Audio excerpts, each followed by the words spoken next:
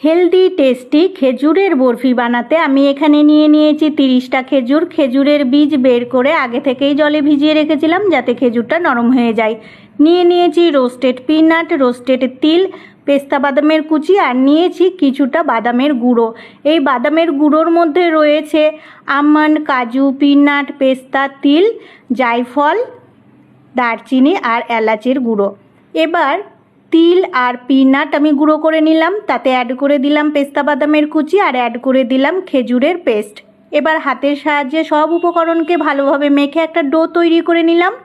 প্লেটের মধ্যে লাগিয়ে দিয়েছি organic cold pressed coconut oil, আর সেই প্লেটের মধ্যে হাতের সাহায্যে চেপে চেপে ডোটা স্প্রেড করে দিলাম, আর উপর দিয়ে ছড়িয়ে দিলাম সমস্ত বাদামের কুচি, জায়ফল, এলাচ, দারচিনির গুঁড়ো।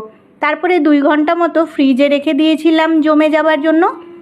2 ঘন্টা পরে বের করে আমি বরফি আকারে কেটে নিয়েছি। ব্যাস তৈরি হয়ে গেল হেলদি টেস্টি খেজুরের বরফি। এনজয় করলাম ফ্যামিলির সাথে। এইভাবে আপনারাও বানিয়ে নেবেন ঘরে হেলদি টেস্টি খেজুরের বরফি, আর এনজয় করবেন ফ্যামিলির সাথে মিড মর্নিংয়ে অথবা ইভিনিং স্ন্যাকে। আর আমার এই রেসিপি যদি আপনাদের ভালো লাগে তাহলে লাইক দেবেন, কমেন্টে জানিয়ে যাবেন আর শেয়ার করে দেবেন সমস্ত বন্ধুদের সাথে।